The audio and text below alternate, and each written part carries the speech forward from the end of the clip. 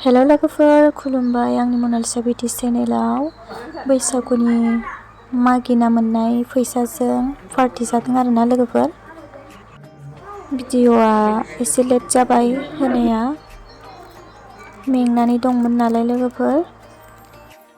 आरो लोगोसे 18-19 एप्रिलावबो जोंना सेलाबर आनसलिकआव मोनसे प्रग्राम खालामदोंमोन, बैसागुनिनो आरोना लोगोफोर। ओमफ्राय बे प्रग्रामखौ बोसोरफ्रोमबो खालामो, एबार एसे गिदिर बानायदों आरोना। नायलांबाय थादो बिदिब्ला लोगोफोर आंनि भिडिअ'खौ।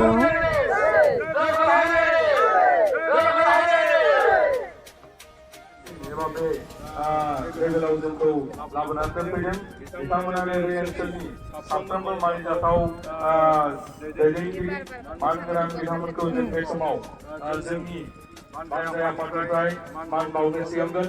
बे मान बावनाय हाबाफारियाव बयखौबो बाहागो लानो थाखाय आं खावलायगोन। साफ्रोमबो जोंनि गेलेमु आयदायाव बाहागो लानो फैनाय बा गुबुन गुबुन आयदायाव बाहागो लानो फैनाय बिथांमोनाबो जोंनि बे गेजेराव बिथांमोनखौ मान बावनाय हाबाफारियाव बाहागो लाफैनो थाखाय आं गुरै खावलायगोन। मानगोनां आफादगिरि मुस्रि देवाल ब्रह्म बिथांखौ फारि फारि आर'नाइखौ गांसे गांसे सोनानै बयखौबो बरायनो थाखाय आं खावलायबाय।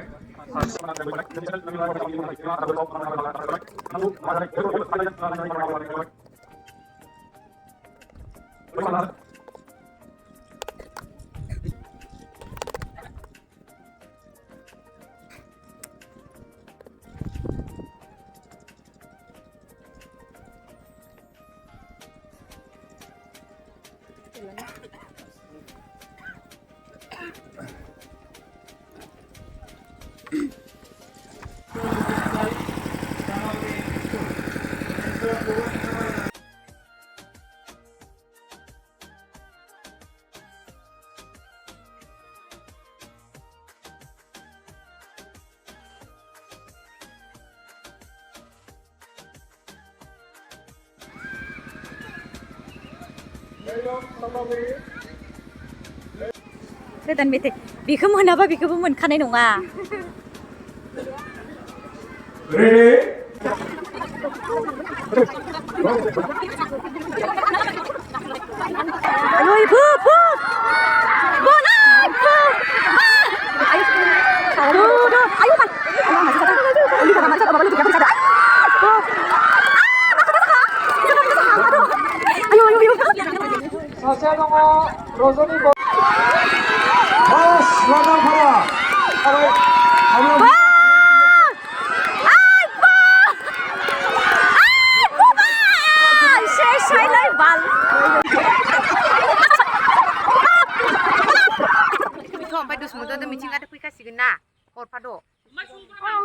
मा किक गालायलायनाय जाखो इसर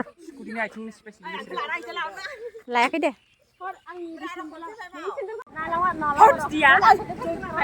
जों गामिनि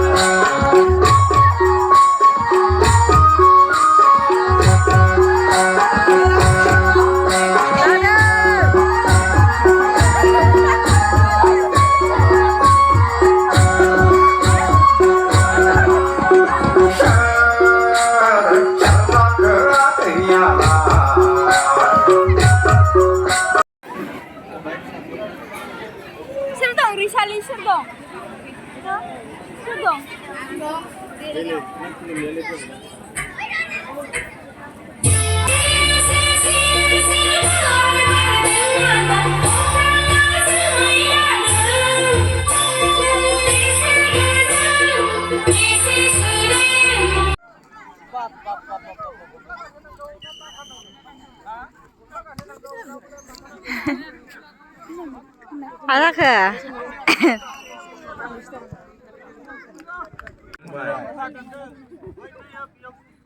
लांदांफोरखौ सानैसो बुथारबोनो हायोब्ला मोजां जायो सामग्रिया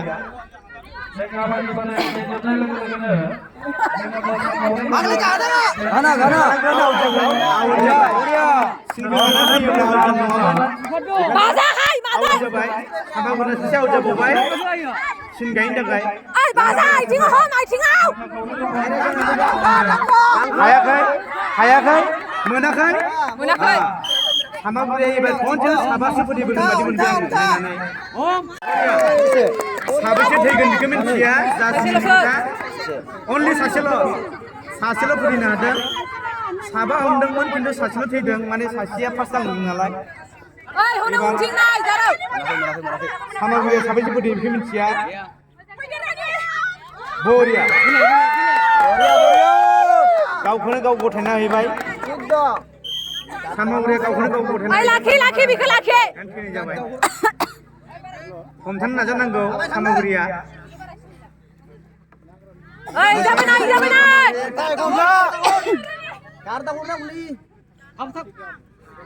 माने फोथैबोनो हायाखै सामग्रिया एबार ओइ लांदां बाजालाय बेजों बाजा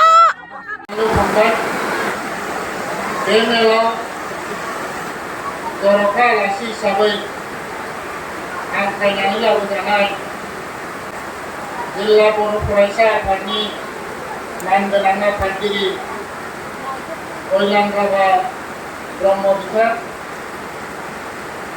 महामारि बैसागु हान्जा बिथांमोना 84 जौखोन्दो लानानै बैसागु हान्जा मोसानाय बादायलायनायाव सेथि बान्थाखौ आवग्रिनो हादों आरो बैसागु हान्जा मोसानाय बादायलायनायनि देरहानायनि बान्थाया जाबाय 6,000 एबा 6,000 रां आरो बे रांखौ दान महरै हरदों जोंनि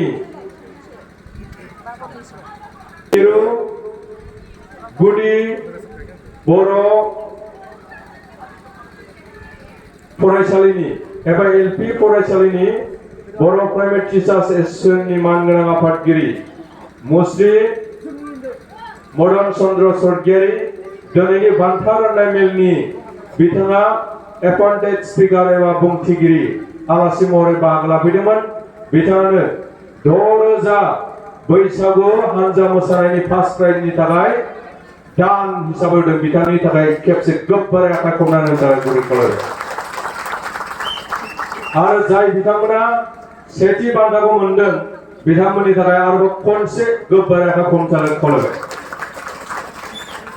दा बे बान्थाखौ हरगोन जोंनि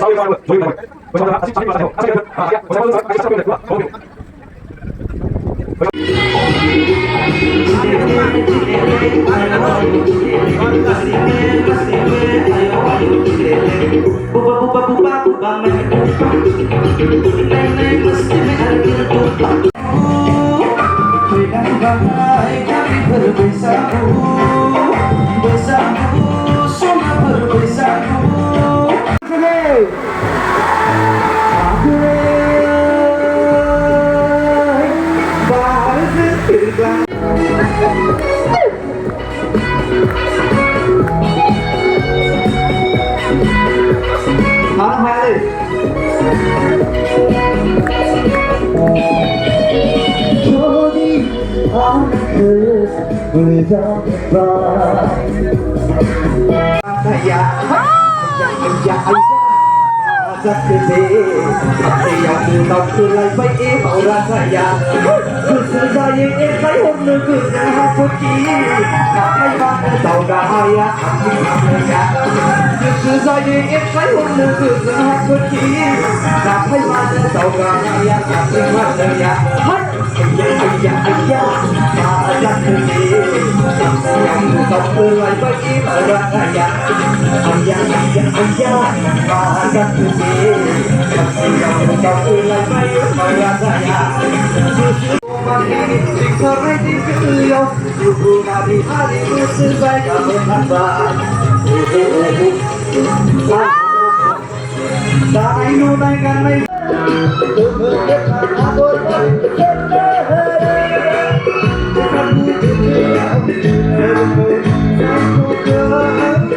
जाय नोंथांमोना आंनि भिडिअखौ जेब्लासिम नायदों बिसोरखौ आं गोसो गोरबोनिफ्राय थेंक इउ स' माच आरो नेक्स्ट भिडिअ लोगो मोनफिनसिगोन लोगोफोर बाय बाय। बिथांमोना साननैनि हाबाफारियाव मेहेरगोनाङै बाहागो लानानै देरहासार जाबाय। बिथांमोननिसिम जोंनि नैबे हानजा आफादनि जानानै नोंथांमोननिसिम रोजा साबायखर बावनाय थाबाय आरो गासै रायजोनिसिम साबायखर बावनाय थादों। लोगोसेयै मोनसे बे जौसांनिफ्राय हानजा आफादनि जानानै 18थि सेराव डक्टर रंजालि बैसागु